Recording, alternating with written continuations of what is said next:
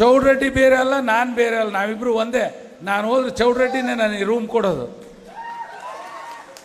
ಮಾಜಿ ವಿಧಾನ ಪರಿಷತ್ ಸದಸ್ಯರು ಒಮ್ಮೆ ನನಗೆ ಸೋಲ್ಸಕ್ಕೆ ಪ್ರಯತ್ನ ಮಾಡಿದ್ರು MLC-ನಲ್ಲಿ. ನಾನು ಸೋತೆ ಅವರಿಂದ, ಮತ್ತು ನಾನು ಅವ್ರನ್ನ ಗೆಲ್ಲಿಸಿದೆ. ಇದೇ ನಾಯಕತ್ವ ಅನ್ನೋದು.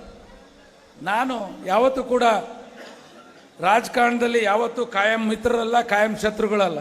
ನನಗೆ ಅವ್ರ ಶತ್ರುವಾಗಿ ಕಂಡ್ರು ಕೂಡ ನಾನು ಅವ್ರಿಗೆ ಮಿತ್ರರಾಗಿ ಅವ್ರನ್ನ ಒಂದು ಬಾರಿ ವಿಧಾನ ಪರಿಷತ್ ಸದಸ್ಯರನ್ನಾಗಿ ಆಯ್ಕೆ ಮಾಡುವಲ್ಲಿ ಪ್ರಮುಖ ಪಾತ್ರ ವಹಿಸಿದಂಥವನು. ಅದನ್ನು ಯಾವತ್ತೂ ಕೂಡ ಕೃತಜ್ಞತೆಯಿಂದ ನನ್ನೊಟ್ಟಿಗೆ ಇದ್ದಾರೆ. ಬಂಧುಗಳೇ, ಈ ಸಭೆ ಯಾತಕ್ಕಾಗಿ? ರಾಜ್ಯದಲ್ಲಿ 2023ರಲ್ಲಿ ನಾವೇನು ನಿರೀಕ್ಷೆ ಇಟ್ಕೊಂಡಿದ್ವಿ, ಕುಮಾರಣ್ಣವರು ಪಂಚರತ್ನ ರಥಯಾತ್ರೆ ಮಾಡಿದರು. ರಥಯಾತ್ರೆ ಸುಮಾರು 90 ದಿವಸ ರಾಜ್ಯದಲ್ಲಿ ಅವ್ರ ಮನೆ ಸೇರಲಿಲ್ಲ, ಮಡದಿ ನೋಡಲಿಲ್ಲ, ಮಕ್ಕಳು ಹೆಂಗಿದ್ದಾರೆ ಅಂತ ವಿಚಾರ ಮಾಡಲಿಲ್ಲ. ಈ ರಾಜ್ಯದ ಕಾರ್ಯಕರ್ತರೊಟ್ಟಿಗೆ ಇರಬೇಕು, ಮುಖಂಡರೊಟ್ಟಿಗೆ ನಾನು ಬದುಕಬೇಕು, ರಾಜ್ಯದ ಬಡ ಜನರಿಗಾಗಿ ಈ ದೇಹ ಸಮರ್ಪಣೆ ಮಾಡಬೇಕು ಅಂತೇಳಿ 90 ದಿನಗಳ ಕಾಲ ಏನು ರಥಯಾತ್ರೆ, ಪಂಚರತ್ನ ರಥಯಾತ್ರೆ ಮಾಡಿದರು. ಆ ರಥಯಾತ್ರೆ ನೋಡಿದರೆ ಅದು ಬಹುಶಃ ನಾವು ಇವತ್ತಿಗೂ ಕೂಡ ಕಣ್ಣು ಕಟ್ಟಂಗಿದೆ. ಖಂಡಿತ ಆ ರಥಯಾತ್ರೆ ನೋಡಿದರೆ ನಾವು ಖಂಡಿತವಾಗಿ ಜನತಾದಳ ಅಧಿಕಾರಕ್ಕೆ ಬರುತ್ತೆ, ಕುಮಾರಣ್ಣವ್ರು ಮತ್ತೆ ಮುಖ್ಯಮಂತ್ರಿಗಳಾಗ್ತಾರೆ ಅಂತೇಳಿ ನಾವೆಲ್ಲರೂ ಕೂಡ ಕನಸು ಕಂಡಿದ್ವಿ. ಅವತ್ತು ಹರಿಹರಕ್ಕೆ ಬಂದಾಗ ಸಂಜೆ ಆಗಿತ್ತು. ಬಹುಶಃ ಎಲ್ಲೂ 2 ದಿವಸ ಕೊಟ್ಟಿರಲಿಲ್ಲ ಕಾರ್ಯಕ್ರಮ. ಹರಿಹರಕ್ಕೆ ಹಿಂದಿನ ದಿವಸ ಬಂದು ಮಾರನೇ ದಿವಸ ಹೋದರು. ಅದೇನೋ ಶಿವಶಂಕರ್ ಮೇಲೆ, ಹರಿಹರದ ಮೇಲೆ, ಈ ಕಾರ್ಯಕರ್ತರು ಮುಖಂಡರ ಮೇಲೆ ಅಗಾಧವಾದ ಪ್ರೀತಿ ಕುಮಾರಣ್ಣವ್ರಿಗೆ. ಅದರಲ್ಲೂ ನಾನು ಅಂದರೆ ಸ್ವಲ್ಪ ಕುಮಾರಣ್ಣಂಗೆ ಪ್ರೀತಿನೂ ಅಷ್ಟೇ, ಭಯನೂ ಅಷ್ಟೇ. ಅವ್ರು ಹೇಳಿದ್ದಾರೆ, ಶಿವಶಂಕರ್ ಅಷ್ಟು ಸುಲಭವಾದ ವ್ಯಕ್ತಿ ಅಲ್ಲ, ನೇರವಾಗಿ ಮಾತಾಡ್ತಾನೆ, ಸ್ಪಷ್ಟವಾಗಿ ಮಾತಾಡ್ತಾನೆ, ನನಗೂ ಬಿಡೋದಿಲ್ಲ. ಆದರೆ ಅವನ ಹೃದಯ ಭಾಳ ಸ್ಪಷ್ಟವಾಗಿದೆ, ಅವನ ಹತ್ರ ಬಂದವ್ರು ಮತ್ತೆ ಬಿಟ್ಟು ಹೋಗೋದಿಲ್ಲ ಅಂತ ಹೇಳಿದರು. ಭಾಳ ಕೆಲಸಗಾರ ಅಂತ ಹೇಳಿದರು. ಅವತ್ತು ಬಂದಾಗ ಸುಮಾರು 50,000 ಜನಕ್ಕೂ ಹೆಚ್ಚು ಪಂಜಿನ ಮೆರವಣಿಗೆಯೊಂದಿಗೆ ಅವ್ರನ್ನ ಸ್ವಾಗತ ಮಾಡಿದ್ವಿ. ಅದು ಬಹುಶಃ ಇತಿಹಾಸದಲ್ಲೇ. ನಿಖಿಲ್ ಕುಮಾರಸ್ವಾಮಿ ಅವರು ಕೂಡ ಸಂಜೆ ಬಂದಿದ್ರೆ ನಿಮಗೂ ಪಂಜಿನ ಮೆರವಣಿಗೆ ರೆಡಿ ಮಾಡಿದ್ದೆ ನಾನು. ಪಂಜ್ ರೆಡಿ ಇದ್ವು. ಆದರೆ ನಿಖಿಲ್ ಕುಮಾರಸ್ವಾಮಿ ಅವರು ಕುಮಾರಣ್ಣರು ಎಷ್ಟು ಪ್ರೀತಿ ಇಟ್ಟಿದ್ರೋ ಅಷ್ಟೇ ಪ್ರೀತಿಯಿಂದ ನನ್ನೊಟ್ಟಿಗೆ ಇರಬೇಕು ಅಂತೇಳಿ ಇವತ್ತು 1 ದಿನಗಳ ಕಾಲ ಸಂಪೂರ್ಣ ಹರಿಹರ ನಗರಕ್ಕೆ ಕೊಟ್ಟಿದ್ದಾರೆ. ಅದು ನಮ್ಮ ಮೇಲೆ, ನಮ್ಮ ಕಾರ್ಯಕರ್ತರ ಮೇಲೆ, ತಾಲೂಕು ಮೇಲೆ ಇಟ್ಟಂಥ ಪ್ರೀತಿ ಅನ್ನೋದನ್ನು ನಾನು ಈ ಸಂದರ್ಭದಲ್ಲಿ ಹೇಳಲಿಕ್ಕೆ ಬಯಸ್ತೇನೆ. ನಾವು ಅವತ್ತು ಅಧಿಕಾರಕ್ಕೆ ಬರಲಿಲ್ಲ, ನಾವು ಯಾರ್ಯಾರನ್ನ ನೆಚ್ಕೊಂಡಿದ್ವಿ, ಎಲ್ಲೋ ಒಂದು ಕಡೆ ಕೈ ಕೊಟ್ಬಿಟ್ರು. ಕೈ ಕೊಟ್ಟ ಮೇಲೆ ಅನಿವಾರ್ಯವಾಗಿ ನಾವೆಲ್ಲ ಗೆಲ್ಲೋರು ಸೋತ್ವಿ, ಸೋತವ್ರು ಗೆದ್ದರು. ಗೆದ್ದ ಮೇಲೆ ಈ ಸರ್ಕಾರ ಬಂದು ಅವು ಪುಕ್ಕಟೆ ಗ್ಯಾರಂಟಿ ಕೊಟ್ಟು ಜನ ಮನಸೋತು ಓಟ್ ಕೊಟ್ಬಿಟ್ರು. 136 ಜನ ಬಂದರೂ ಕೂಡ ರಾಜ್ಯದ ಅಭಿವೃದ್ಧಿ ಕಣಗಣಿಸಿದ್ದಾರೆ. ಗ್ಯಾರಂಟಿಯಿಂದ ಜನ ನೆಮ್ಮದಿಯಿಂದ ಬದುಕ್ತಾ ಇಲ್ಲ. ಬಹುಶಃ ಕುಮಾರಣ್ಣವರು ಮತ್ತೊಮ್ಮೆ ಮುಖ್ಯಮಂತ್ರಿಗಳಾಗಿದ್ದರೆ ಈ ರಾಜ್ಯದ ಸುವರ್ಣ ಯುಗವನ್ನು ನಾವು ಕಾಣ್ತಾ ಇದ್ವಿ, ಸುವರ್ಣ ಯುಗವನ್ನು ಕಾಣ್ತಾ ಇದ್ವಿ. ನಾವು ಗೆಲ್ಲಿಲ್ಲ, ನೆಲ ಕಚ್ಚಿದ್ವಿ, ಆದರೂ ಕೂಡ ನಾವು ಶಕ್ತಿ ಕಳ್ಕೊಳ್ಳಿಲ್ಲ. ಸೋತಿದ್ದೀವಿ ಅಂದಾಕ್ಷಣ ಶಕ್ತಿ ಕಳ್ಕೊಂಡಿದ್ದೀವಿ ಅಂತ ನಾವು ಯಾರು ತಿಳ್ಕೊಳ್ಬಾರ್ದು. ಹುಲಿ ಮಲಗಿದೆ ಅಂತ ಹೇಳಿದರೆ ಮತ್ತೆ ಹೋರಾಟಕ್ಕೆ ಸಜ್ಜುಗೊಳ್ತಾ ಇದೆ ಅಂತ ನಾವು ಯಾವತ್ತೂ ಕೂಡ ತಿಳ್ಕೊಳ್ಬೇಕು. ಹಾಗೆ ಕುಮಾರಣ್ಣವರು ಶಾಂತವಾಗಿ ಸ್ವಲ್ಪ ದಿವಸ ನೋಡೋಣ ಈ ವಾತಾವರಣ ಏನಾಗತ್ತೆ ಅಂತ ಅವಲೋಕನ ಮಾಡಿದರು. ಮತ್ತು MP ಚುನಾವಣೆ ಬಂತು. ಅನಿವಾರ್ಯವಾಗಿ ಈ ಭ್ರಷ್ಟ ಕಾಂಗ್ರೆಸ್ಸನ್ನು, ಜನಹಿತ ಕಾಣದ ಕಾಂಗ್ರೆಸ್ಸನ್ನು, ರೈತ ವಿರೋಧಿ ಕಾಂಗ್ರೆಸ್ಸನ್ನು ಮನೆ ಕಳಿಸ್ಬೇಕು ಅಂತ ಹೇಳಿ ಅನಿವಾರ್ಯವಾಗಿ NDA ಜೊತೆ ಮೈತ್ರಿ ಒಪ್ಪಿಗೆ ಕೊಡಬೇಕಾಯಿತು. ಮಾನ್ಯ ಪೂಜ್ಯ ದೇವೇಗೌಡರು ಅವರು ನಾವೆಲ್ಲರೂ ಸೇರಿ ಸಭೆ ಕರೆದಾಗ ನಾನೇ ಹೇಳಿದೆ, enemy is my best friend. ನಾವು ಕಾಂಗ್ರೆಸ್ಸನ್ನು ಸೋಲಿಸಬೇಕು ಅಂತ ಹೇಳಿದರೆ ಬಿಜೆಪಿ ಜೊತೆ ಕೈ ಜೋಡಿಸಲೇಬೇಕು, ಮತ್ತೆ ದೇಶಕ್ಕೆ ಮತ್ತೆ ಮೋದಿ ಅವ್ರನ್ನ ಪ್ರಧಾನಿ ಮಾಡಬೇಕು ಅಂತ ಹೇಳಿದ್ರು. ನನ್ನ ಮಾತಿಗೆ ಅವತ್ತು ಗೌರವ ಕೊಟ್ಟರು. ಶಿವಶಂಕರ್ ಸ್ಪಷ್ಟವಾಗಿ ಮಾತಾಡ್ತಾನೆ, ನೇರವಾಗಿ ಮಾತಾಡ್ತಾನೆ. ಏನ್ರಿ ನಾಡಗೌಡ್ರೆ ಅವತ್ತು ಒಪ್ಪಲಿಲ್ಲ, ಎಲ್ಲರೂ ಸಹಮತ ಪಡೆದ್ರು, ನಂದು ಒಬ್ಬಂದೇ ಅಲ್ಲ. ಅನಿವಾರ್ಯವಾಗಿ ಕೈ ಜೋಡಿಸ್ಬೇಕಾಯ್ತು. ಕೈ ಜೋಡಿಸಿದ ಮೇಲೆ ಇವತ್ತು ದೇಶಕ್ಕೆ ಮತ್ತೊಮ್ಮೆ ಮೋದಿ ಅವ್ರನ್ನ ಪ್ರಧಾನಿ ಮಾಡಬೇಕು, ಮತ್ತೆ ನಮ್ಮ ಪಕ್ಷದ ಕಾರ್ಯಕರ್ತರು ಮುಖಂಡರನ್ನ ಬೆನ್ನು ತಟ್ಟಿ ಬೆಳೆಸಬೇಕು ಅಂತ ಹೇಳಿ MP ಚುನಾವಣೆ ಏನು ಬೆಂಬಲ ಕೊಟ್ವಿ, ಅದರಿಂದ ರಾಜ್ಯದಲ್ಲಿ ಮತ್ತೊಮ್ಮೆ ಸುಮಾರು 19ಕ್ಕೂ ಹೆಚ್ಚು ಸ್ಥಾನವನ್ನು JDS ಪಕ್ಷದ ಬೆಂಬಲದಿಂದ ಬಿಜೆಪಿ ಗೆಲ್ಲಬೇಕಾಯ್ತು. ಹಾಗೆಯೇ ಕುಮಾರಣ್ಣವರು ಗೆಲ್ಲಬೇಕಾಯ್ತು. ಗೆದ್ದು ಈಗ ದೇಶದಲ್ಲಿ ಕೇಂದ್ರ ಸಚಿವರಾಗಿದ್ದಾರೆ. ನಮಗೆಲ್ಲರ ಶಕ್ತಿ ಇವತ್ತು ಕುಮಾರಣ್ಣವ್ರು ಇದ್ದಾರೆ ಅಂತ ಹೇಳಿದರೆ ನಾವೇ ಮಂತ್ರಿಗಳಿದ್ದಂತೆ ಅಂತ ನಾವು ತಿಳ್ಕೊಂಡಿದ್ದೀವಿ. ಆದರೆ ನಮ್ಮ ಪಕ್ಷವನ್ನು ನಾವು ಸಂಘಟನೆ ಮಾಡಲೇಬೇಕು.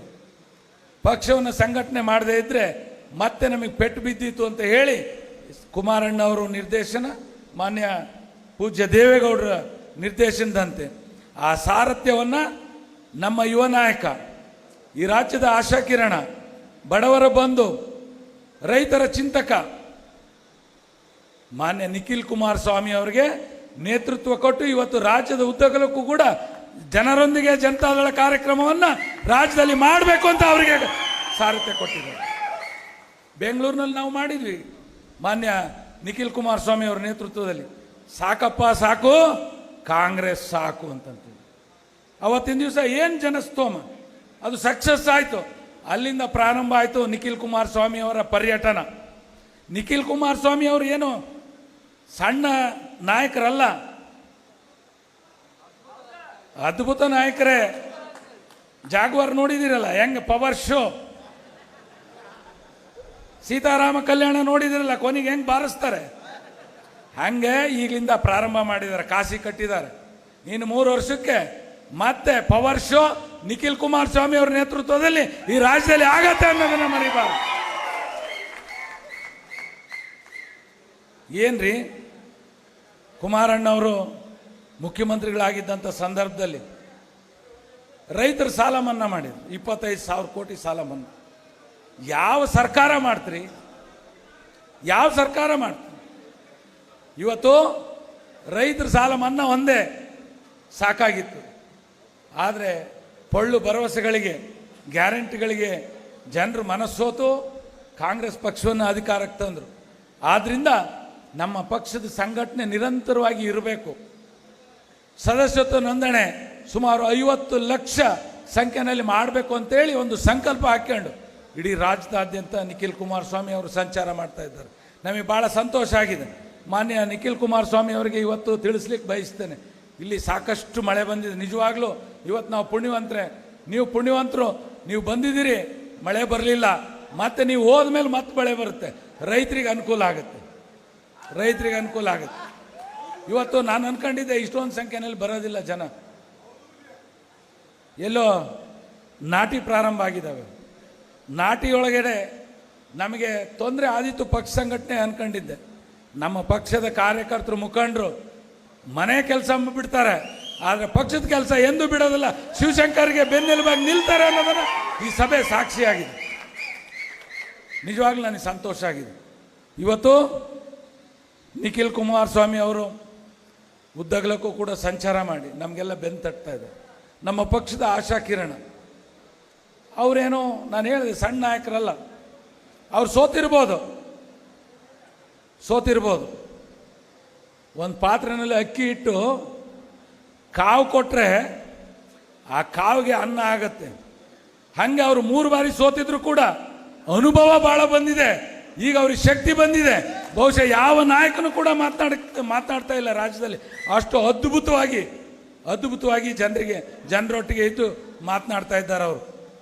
ನಮಗೆ ಈಗೆಲ್ಲರೂ ಕೂಡ ಭಾಳ ಇಷ್ಟಪಡ್ತಾರೆ. ನಿಖಿಲ್ ಕುಮಾರಸ್ವಾಮಿ ಅವರು ಅನಿರೀಕ್ಷಿತವಾಗಿ ಒಳಸಂಚಿನಿಂದ ಸೋತ್ರೆ ಹೊರತು ಅವರೇನು ಸೋಲೋ ವ್ಯಕ್ತಿ ಅಲ್ಲ. ನಾವು ನಿಜವಾಗ್ಲೂ ಕೂಡ ಮೊನ್ನೆ ನಡೆದಂಥ ಚುನಾವಣೆಯಲ್ಲಿ ಗೆಲ್ತೀವಿ ಅಂತ ಭಾಳ ಭರವಸೆ ಇಟ್ಕೊಂಡಿದ್ವಿ. ರಾಜ್ಯದ ಜನರು ಎಲ್ಲರೂ ಕೂಡ ಗೆಲ್ತಾರೆ ಅಂತ ವಿಶ್ವಾಸ ಇಟ್ಕೊಂಡಿದ್ವಿ. ಅನಿರೀಕ್ಷಿತವಾಗಿ, ಅನಿವಾರ್ಯವಾಗಿ ನೀವು ಅವತ್ತು ನಿಲ್ಲೋ ಮನಸ್ಸಿರಲಿಲ್ಲ, ನಮಗೆ ಗೊತ್ತಿದೆ. ಪಕ್ಷದ ಹಿತಕ್ಕಾಗಿ ನಾನು ಗೆಲ್ಲಿ ಸೋಲಿ ಪಕ್ಷಕ್ಕೋಸ್ಕರ ನನ್ನ ಬದುಕನ್ನು ತ್ಯಾಗ ಮಾಡ್ತೀನಿ ಅಂತೇಳಿ ಅವತ್ತು ನಿಂತಂಥವರು ನಿಖಿಲ್ ಕುಮಾರಸ್ವಾಮಿ ಅವರು. ಮೊನ್ನೆ ನಿಖಿಲ್ ಕುಮಾರಸ್ವಾಮಿ ಅವರು ಅವ್ರು ಸೋಲಿಲ್ಲ, ಈ ರಾಜ್ಯದ ನಿಜವಾಗ್ಲೂ ಅಭಿಮಾನಿಗಳು ಸೋತರು, ಕಣ್ಣೀರಿಟ್ಟಿದ್ದಾರೆ. ನಿಮಗೆ ಗೊತ್ತಿಲ್ಲ. ಹಾಗಾಗಿ ಇವತ್ತು ಈ ರಾಜ್ಯದಲ್ಲಿ ಸರ್ಕಾರ ಅಭಿವೃದ್ಧಿ ಮರ್ತಿದೆ, ಭ್ರಷ್ಟಾಚಾರದಲ್ಲಿ ತೊಡಗಿದೆ. ಏನು 6 ತಿಂಗಳಿಗೊಬ್ಬರು ಮಂತ್ರಿಗಳು ರಾಜೀನಾಮೆ ಕೊಡ್ತಾ ಇದ್ದಾರೆ. ನೋಡಿದಿರಿ, ಬೋವಿ ನಿಗಮದಲ್ಲಿ ಭ್ರಷ್ಟಾಚಾರ, ವಾಲ್ಮೀಕಿ ನಿಗಮದಲ್ಲಿ ಭ್ರಷ್ಟಾಚಾರ, ರೈತರಿಗೊಂದು ಬಿಡಿ ಕಾಸು ಕೂಡ ಕೊಡದೆ, ಯೋಜನೆಗಳಿಲ್ಲ, ಕಾರ್ಮಿಕರಿಗೆ ಏನು ಯೋಜನೆ ಇಲ್ಲ. ಇವ್ರು ಏನು ಘೋಷಣೆ ಮಾಡಿದ್ರು ಕೂಡ ಅವು ಸುಮ್ಮನೆ ಘೋಷಣೆಯಾಗೆ ಉಳಿತಾ ಇದ್ದಾವೆ. ಅದಕ್ಕೆ ಮುಂದೆ ಜನತಾದಳ ಈ ರಾಜ್ಯಕ್ಕೆ ಅನಿವಾರ್ಯ ಮತ್ತು ಪರಿಹಾರ ಅನ್ನೋದನ್ನು ಇವತ್ತು ರಾಜ್ಯದ ಜನರು ಮನಗಂಡಿದ್ದಾರೆ ಅನ್ನೋದನ್ನು ನಾನು ಈ ಸಂದರ್ಭದಲ್ಲಿ ಹೇಳಲಿಕ್ಕೆ ಬಯಸ್ತೇನೆ. ಈ ನಿಖಿಲ್ ಕುಮಾರಸ್ವಾಮಿ ಅವರ ಜನರೊಂದಿಗೆ ಜನತಾದಳ ಏನಿದೆಯಲ್ಲ, ಇದೊಂದು ಆಂದೋಲನ. ಇದು ಭ್ರಷ್ಟಾಚಾರದ ವಿರುದ್ಧ ಆಂದೋಲನ. ಈ ಸರ್ಕಾರದ ಏನು ಅಭಿವೃದ್ಧಿ ಕಾರಣದ ಸರ್ಕಾರದ ವಿರುದ್ಧ ಇದೊಂದು ಆಂದೋಲನ ಅನ್ನೋದನ್ನು ನಾನು ಈ ಸಂದರ್ಭದಲ್ಲಿ ಹೇಳಲಿಕ್ಕೆ ಬಯಸ್ತೇನೆ. ಇವತ್ತಿನ ಈ ಸಭೆಗಳು ಏನು ಪ್ರಗತಿಯ ಬಗ್ಗೆ ಚಿಂತನೆ ಮಾಡ್ತಕ್ಕಂಥ ನಿಖಿಲ್ ಕುಮಾರಸ್ವಾಮಿ ಅವರು, ಅಭಿವೃದ್ಧಿ ಬಗ್ಗೆ ಭರವಸೆ ಕೊಡ್ತಕ್ಕಂಥ ನಿಖಿಲ್ ಕುಮಾರಸ್ವಾಮಿ, ಅಗಾಧವಾದ ಯೋಜನೆಗಳಿದೆ. ಮುಂದೆ ನಮ್ಮ ಸರ್ಕಾರ ಬಂದಾಗ ಅನೇಕ ಯೋಜನೆಗಳನ್ನು ಜನರಿಗೆ ಮುಟ್ಟಿಸ್ತಕ್ಕಂಥ ಯೋಜನೆಗಳನ್ನು ಕೊಡಬೇಕು ಅಂತೇಳಿ ಈಗಲಿಂದನೇ ನಾವೆಲ್ಲ ಕೂಡ ತಯಾರಿಯನ್ನು ಮಾಡ್ಕೊಳ್ತಾ ಇದ್ದೇವೆ. ಅವತ್ತು ಹೇಳಿದರು, ಅವತ್ತು ರಾಮನಗರದಲ್ಲಿ ಒಂದು ಪಿಕ್ಚರ್ ಬಿಡುಗಡೆ ಚುನಾವಣೆ, ಆ ಸಂದರ್ಭದಲ್ಲಿ ಅದೇನೋ ಒಂದು ಈವೆಂಟ್ ಶೋ ಮಾಡ್ತಾ ಇದ್ರು. ಅವತ್ತು ಈವೆಂಟ್ ಶೋ ಮಾಡಬೇಕಾದ್ರೆ ಅದೊಂದು ಏನು ಕುಮಾರಣ್ಣವರು, ನಿಖಿಲ್ ಕುಮಾರಸ್ವಾಮಿ ಅವರು ಜನರೊಟ್ಟಿಗಿದ್ರು, ಕುಮಾರಣ್ಣವರು ವೇದಿಕೆಯಲ್ಲಿದ್ದರು. ನಿಖಿಲ್ ಎಲ್ಲಿದ್ದೀಯಪ್ಪ ಅಂತ ಕೇಳಿದರು. ಸಹಜವಾಗಿ ನಾನು ನನ್ನ ತಂದೆಯವ್ರು ಕರೆದಾಗ ನಾನು ಇಲ್ಲಿದ್ದೀನಿ ಅಪ್ಪಾಜಿ ಅಂತ ಹೇಳ್ತೀನಿ. ಹಾಗೆ ನಿಖಿಲ್ ಕುಮಾರಸ್ವಾಮಿ ಅವರು ಎಲ್ಲಿದ್ದೀಯಪ್ಪ ನಿಖಿಲ್ ಅಂತ ಅಂದಾಗ ನಾನು ಜನರೊಂದಿಗೆ ಇದ್ದೀನಿ ಅಪ್ಪಾಜಿ ಅಂತ ಹೇಳಿದ್ದೇನೆ. ದೊಡ್ಡದಾಗಿ ಮಾಡಿಬಿಟ್ರು, ರಾಜ್ಯದಲ್ಲಿ ಟ್ರೋಲ್. ಇವತ್ತು ನಾನು ಕೇಳ್ತೀನಿ, ನಿಖಿಲ್ ಎಲ್ಲಿದ್ದೀಯಪ್ಪ ಅಂತ ಹೇಳಿದರೆ ಜನರೊಂದಿಗೆ ಇದ್ದಾರೆ ಅನ್ನೋದನ್ನು ಹೇಳಲಿಕ್ಕೆ ಬಯಸ್ತೀನಿ. ಜನರೊಂದಿಗೆ ಇದ್ದಾರೆ, ಜನರ ಕಷ್ಟ ಕೇಳ್ತಾ ಇದ್ದಾರೆ, ಜನರ ನೋವನ್ನು ಆಲಿಸ್ತಾ ಇದ್ದಾರೆ, ಬಡವರ ಕಣ್ಣೀರು ಒರೆಸ್ತಾ ಇದ್ದಾರೆ. ಇಂಥ ಯುವ ನಾಯಕನ ನಮ್ಮ ಪಕ್ಷ ಪಡೆದಿರೋದು ನಿಜವಾಗ್ಲೂ ಕೂಡ ಹೆಮ್ಮೆ ಅನ್ನೋದನ್ನು ನಾನು ಈ ಸಂದರ್ಭದಲ್ಲಿ ಹೇಳಲಿಕ್ಕೆ ಬಯಸ್ತೀನಿ. ಮಾನ್ಯ ಪೂಜ್ಯ ದೇವೇಗೌಡರ ಬಗ್ಗೆ ನಾನು ಭಾಳ ಸಣ್ಣವ ಹೇಳ್ತಕ್ಕಂಥವನು, ಆದರೆ ಈ ರಾಜ್ಯಕ್ಕೆ ಕೊಟ್ಟಂಥ ಕೊಡುಗೆ ಅಪಾರ ಇದೆ. ದೇವೇಗೌಡರ ಬಗ್ಗೆ ಟೀಕೆ ಮಾಡ್ತಾರೆ ವಿರೋಧ ಪಕ್ಷದವರು, ಆದರೆ ಉತ್ತರ ಕರ್ನಾಟಕ ಜನ ಎಂದೂ ಮರ್ತಿಲ್ಲ. ಅಲ್ಲಿಯ ಒಬ್ಬ ಯುವಕ ಹೇಳ್ತಾನೆ, ನೀವು ಬಹುಶಃ ವಾಟ್ಸಪ್ನಲ್ಲಿ ಕೇಳಿರಬೇಕು, ದೇವೇಗೌಡರ ಬಗ್ಗೆ ಯಾವ ರೀತಿ ಆ ಮನುಷ್ಯ ಹೇಳ ಅದನ್ನ ಕೇಳಿ ನನಗೆ ಕಣ್ಣೀರೇ ಬಂದ್ಬಿಟ್ಟು ನಿಜವಾಗ್ಲೂ ಆ ವ್ಯಕ್ತಿ ಹೇಳಿದ್ದು ಕೇಳಿ ಎಂಥ ದೊಡ್ಡ ಮೇರು ನಾಯಕರು, ನಮ್ಮ ದೇಶಕ್ಕೆ ಒಂದು ಬದಲಾವಣೆ, ರೈತರ ಚಿಂತನೆ ಮಾಡ್ತಕ್ಕಂಥವ್ರು ಮಾನ್ಯ ದೇವೇಗೌಡರು. ಅವರು ಶತಾಯುಷಿಗಳಾಗಬೇಕು, ಮತ್ತೊಮ್ಮೆ ರಾಜ್ಯದಲ್ಲಿ ಜನತಾದಳ ಪಕ್ಷ ಸರ್ಕಾರ ಮಾಡಬೇಕು ಅಂತ ಹೇಳಿ ಅವರು ಕನಸು ಕಂಡಿರ್ತಕ್ಕಂಥವ್ರು. ಅಂಥವರು ಇವತ್ತು ಮಾರ್ಗದರ್ಶನ ಮಾಡ್ತಾ ಇದ್ದಾರೆ. ಅವ್ರ ಬಗ್ಗೆ ಒಬ್ಬ ಏನು ರೈತ ಹೇಳ್ತಾನೆ,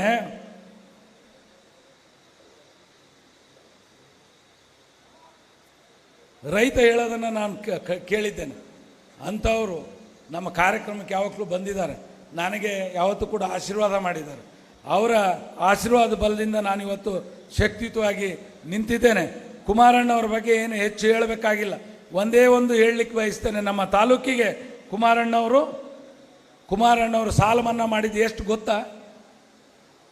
50,79,317 ರೂಪಾಯಿಗಳನ್ನು ನಮ್ಮ ತಾಲೂಕಿಗೆ ರೈತರ ಸಾಲ ಮನ್ನಾ ಆಗಿರ್ತಕ್ಕಂಥದ್ದು.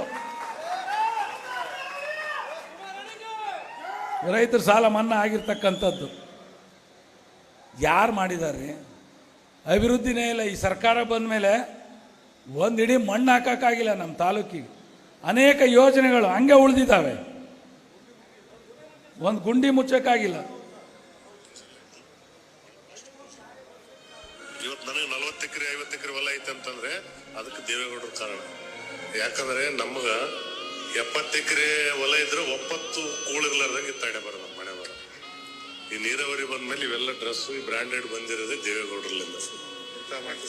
ಎದಕ್ಕಂದ್ರೆ ಅವತ್ತು ಅವ್ರು ಏನ್ ಮಾಡಿದ್ರೆ ಪಾರ್ಲಿಮೆಂಟ್ನಾಗ ಪ್ರಮಾಣ ವಚನ ತಗೋಣ 10,000 ಕೋಟಿ ರೂಪಾಯಿ ಈ ನಮ್ಮ ಕೃಷ್ಣ ಬಲದಂಡೆಗೆ ಫಸ್ಟ್ ಫೈಲ್ ಸೈನ್ ಮಾಡಿದ್ದವರು. ತುಂಡು ಗುತ್ತಿಗೆ ಅಂತ ಮಾಡಿದ್ರು. ಸರ್ವೆ ಮಾಡಿ 90 ಕಿಲೋಮೀಟರ್ ಅಲ್ಲಿ ಕೆಲಸ ಚಾಲು ಆಯ್ತು, ಫಸ್ಟ್ 1 ಕಿಲೋಮೀಟರ್ ಅಲ್ಲಿ ಕೆಲಸ ಚಾಲು ಆಯ್ತು. ಈ ತರ ತುಂಡು ಗುತ್ತಿಗೆ ಮಾಡಿ ಇದನ್ನ ಆದಷ್ಟು ಬೇಗ 10,000 ಕೋಟಿ ತೆಗೆದಿಟ್ಟು ಈ ಭಾಗಕ್ಕೆ ಏನಾದಲ್ಲ ನೀರಾವರಿ ಕೊಟ್ಟರೆ. ಮತ್ತೆ ಇನ್ನೂ ಒಂದು ಅವ್ರು ಮಾಡಿರ್ತಕ್ಕಂಥ ಒಳ್ಳೆ ಕೆಲಸ ಏನಂದ್ರೆ ಅವತ್ತ ಕೆನಲ್ ಆಗತ್ತನ್ನಕ್ಕೆ ಈ ಆಂಧ್ರದವರೆಲ್ಲ ಬಂದು 5,000 ರೂಪಾಯಿ ಎಕರೆ ಇದ್ದು ಹೊಲನ 50,000 ಕೊಡ್ತೀವಿ, ಲಕ್ಷ ಕೊಡ್ತೀವಿ ಕೊಡ್ರಿ ಅಂದ್ರೆ ಅವ್ರು ಸಬ್ ರಿಜಿಸ್ಟರ್ ಬಂದ್ ಮಾಡಿದ್ರು. ಅಂದ್ರೆ ಯಾರು 10 ವರ್ಷನ ಸಬ್ ರಿಜಿಸ್ಟರ್ ಬಂದ್ ಮಾಡಿ ಯಾರಿಗೆ ಇಲ್ಲಿ ಇರ್ತಕ್ಕಂಥವ್ರು ಬಿಟ್ರೆ ಬೇರೆಯವರಿಗೆ ಹೊಲ ರಿಜಿಸ್ಟ್ರೇ ಆಗಿಲ್ಲ. ಹಿಂಗಾಗಿ ಇವತ್ತು ನಮ್ಮಲ್ಲಿ ಎಲ್ಲ ರೈತರಿಗೆ ಹೊಲಗಳು ಉಳಿದಿದೆ ಹೊರತು ಇಲ್ಲಾಂದ್ರೆ ಅವತ್ತು ಸಬ್ ರಿಜಿಸ್ಟರ್ ಚಾಲು ಇತ್ತಂದ್ರೆ 5,000 ಎಕರೆ 50,000 ಲಕ್ಷಕ್ಕೆ ಎಲ್ಲ ರೈತರು ಮಾರ್ಕೊಂಡು ಯಾರಿಗೂ ಇದು ಬೆನಿಫಿಟ್ ಆಗ್ತಿತ್ತು. ಅಂದ್ರೆ ಅವ್ರ ಕಾನ್ಸೆಪ್ಟ್ ನೋಡ್ರಿ, ಬರೇ ನಾನು ನೀರಾವರಿ ಕೊಡೋದು ಒಂದೇ ಅಲ್ಲ, ಅದ್ರ ಜೊತೆ ಸಬ್ ರಿಜಿಸ್ಟರ್ ಬಂದ್ ಮಾಡಿದ್ರೆ ರೈತರು ಹೊಲ ಮಾರಲ್ಲ, ಅವರಿಗೆ ಉಳಿತದ ಅಂತೇಳಿ. ಇವತ್ತೆಲ್ಲ ನಾವೆಲ್ಲ ಇವತ್ತು ನನಗೆ 40 ಎಕರೆ 50 ಎಕರೆ ಹೊಲ ಐತೆ ಅಂತಂದ್ರೆ ಅದಕ್ಕೆ ದೇವೇಗೌಡರ ಕಾರಣ. ನಾವು ಗಂಜಿನಲ್ಲಿ 10,000 ರೂಪಾಯಿ ಸಾಲ ತಂದು ಬಿತ್ತಿ ಒಂದು 50 ಇಲ್ಲ ಲಕ್ಷ ರೂಪಾಯಿ ಮಾಲ್ ಆಗ್ತಿತ್ತು. ಇವತ್ತೇನೈತಲ್ಲ ಎಕರೆಗೆ 3-4 ಲಕ್ಷ ರೂಪಾಯಿ ಮಾಲ್ ಬೆಳಿತೀವಿ ನಾವು. ಎಲ್ಲರೂ ಕುಬೇರರೇ. ಅವಾಗೆಲ್ಲ ಗುಡಿಸ್ಲಿಗಳಿದ್ವು ಇಲ್ಲೆಲ್ಲ. ಇವತ್ತೆಲ್ಲ ಒಬ್ರು ಕಾಂಪಿಟೇಷನ್ ಮೇಲೆ ಮನೆಗಳು ಕಟ್ತಾ ಇದಾರೆ. ಇದು ದೇವದುರ್ಗ ಜಿಲ್ಲೆ ಆಗ್ಬೇಕು. ಜಿಲ್ಲೆ ಆದ್ಮೇಲೆ ದೇವರ ನಾಡು ದೇವೇಗೌಡರ ಜಿಲ್ಲೆ ಅಂತಾನೆ ಹೆಸರಿಡ್ಬೇಕಿದೆ. ಮುಂದಾದ್ರೂ ನಾವು ಸಾಯವರೆಗೆ ಪ್ರತಿಯೊಬ್ಬರು ಮನೆಯಲ್ಲಿ ಜಗಲಿ ಮೇಲೆ ದೇವೇಗೌಡರ ಫೋಟೋ ಹಾಕ್ಬೇಕು. ನಾವು ಮುಂಜಾನೆ ದೇವೇಗೌಡರು ಫೋಟೋ ಹಾಕೊಂಡು ಪೂಜೆ ಮಾಡ್ತೀವಿ ಅಂತ ಹೇಳ್ತಾ ಇದ್ದಾರೆ. ವಿಚಾರ ಮಾಡಿ, ದೇವೇಗೌಡರು ಕೊಟ್ಟಂತ ಕೊಡುಗೆ ಅಪಾರ. ಹಾಗಾಗಿ ಇವತ್ತು ನಾನು ಹೆಚ್ಚು ಮಾತನಾಡೋದಿಲ್ಲ, ಹೊತ್ತಾಗಿದೆ. 11 ಗಂಟೆ ಪ್ರಾರಂಭ ಆಗಬೇಕಾಗಿದ್ದ ಕಾರ್ಯಕ್ರಮ ಈಗ ಬಹುಶಃ 2 ಗಂಟೆಗೆ ಪ್ರಾರಂಭ ಆಗಿದೆ. ಇವತ್ತು ನನ್ನ ಕೆಲಸ ನನ್ನ ಕಾರ್ಯ ನೀವೆಲ್ಲ ನೋಡಿದ್ದೀರಿ. ನಿರಂತರವಾಗಿ 24 ಅವರ್ಸ್ ಕೆಲಸ ಮಾಡ್ತಕ್ಕಂಥವನು ಈ ಜಿಲ್ಲೆಯಲ್ಲಿ ಯಾರಾದರೂ ಇದ್ದರೆ ಅದು ಶಿವಶಂಕರ್ ಅನ್ನೋದನ್ನು ನೀವೆಲ್ಲ ಮನಗಂಡಿದ್ದೀರಿ ಅನ್ನೋದನ್ನು ನಾನು ಈ ಸಂದರ್ಭದಲ್ಲಿ ಹೇಳಲಿಕ್ಕೆ ಬಯಸ್ತೇನೆ. ಇವತ್ತು ರಾಜಕೀಯ ಅಂತ ಅಂದರೆ ಕೇವಲ ಮತ ಗಳಿಸೋದು ಅಷ್ಟೇ ಅಲ್ಲ, ಬದಲಾವಣೆಗಾಗಿ ನಾವೆಲ್ಲರೂ ಕೂಡ ಕೈ ಜೋಡಿಸಿ ಕೆಲಸ ಮಾಡೋಣ.